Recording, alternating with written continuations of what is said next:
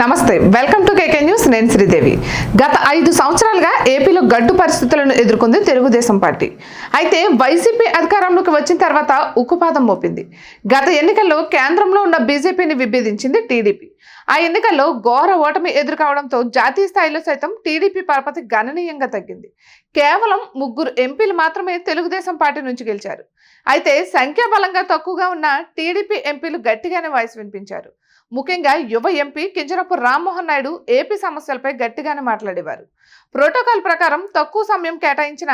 ఉన్నంతలో పొదుపుగా సూటిగా సుత్తి లేకుండా మాట్లాడేవారు కేంద్ర పెద్దలను సైతం ఆశ్చర్యపరిచేవారు ఇక ప్రస్తుతం సార్వత్రిక ఎన్నికల్లో టీడీపీ ఘన విజయం సాధించడం యువ ఎంపీ రామ్మోహన్ నాయుడు హ్యాట్రిక్ కొట్టడంతో గతంలో ఆయన చేసిన వ్యాఖ్యలు సోషల్ మీడియాలో వైరల్ అవుతున్నాయి గత ఎన్నికల్లో టీడీపీ నుంచి కింజరాపు రామ్మోహన్ నాయుడు గల్లా జయదేవ్ కేశినేని నాని ఎంపీలుగా ఎన్నికయ్యారు అయితే ఈ ముగ్గురిలో రామ్మోహన్ నాయుడు బలమైన వాయిస్ వినిపించేవారు గల్లా జయదేవ్ సైతం రాష్ట్ర సమస్యలను ప్రస్తావించేవారు అయితే పార్లమెంటు నిర్వహణకు సంబంధించిన నిబంధనల మేరకు తక్కువ సమయం తెలుగుదేశంకి వచ్చేది ఈ నేపథ్యంలో రాష్ట్ర విభజన సమస్యలు వైసీపీ ప్రభుత్వ వైఫల్యాలపై కింజరాపు రామ్మోహన్ నాయుడు మాట్లాడారు కానీ ఒక్క నిమిషం మాత్రం వ్యవధి ఉండడంతో స్పీకర్కు ప్రత్యేక అనుమతి తీసుకుని మాట్లాడేవారు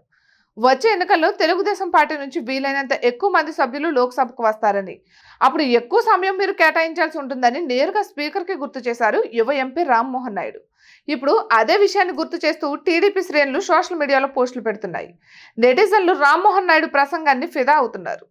దివంగత కింజరపు ఎర్రం నాయుడు వారసుడిగా రాజకీయాల్లోకి వచ్చారు రామ్మోహన్ నాయుడు తండ్రి అకాల మరణంతో పొలిటికల్ ఎంట్రీ ఇచ్చారు మంచి వాగ్దాటి సమయస్ఫూర్తిగా మాట్లాడడం రామ్మోహన్ నాయుడు సొంతం తెలుగు హిందీ ఇంగ్లీష్ భాషల్లో అనర్గళంగా మాట్లాడగలిగిన నేర్పరి గత ఎన్నికల్లో జగన్ ప్రపంచంలో సైతం రెండోసారి శ్రీకాకుళం లోక్సభ స్థానం నుంచి గెలిచారు తాజా ఎన్నికల్లో విజయం సాధించి హ్యాట్రిక్ కొట్టారు ఏకంగా 3,50,000కు పైగా మెజార్టీతో గెలిపొందారు అందుకే ఇప్పుడు గతంలో రామ్మోహన్ నాయుడు చేసిన కామెంట్స్ వైరల్ అవుతున్నాయి ఆయన కాన్ఫిడెన్స్ చూసి నెటిజన్లు ఫిదా అవుతున్నారు రాము బేష్ అంటూ మెచ్చుకుంటున్నారు ఇక ఇటువంటి మరిన్నో వీడియోస్ కోసం కేకే న్యూస్ తెలుగు ఛానల్ని సబ్స్క్రైబ్ చేసుకోండి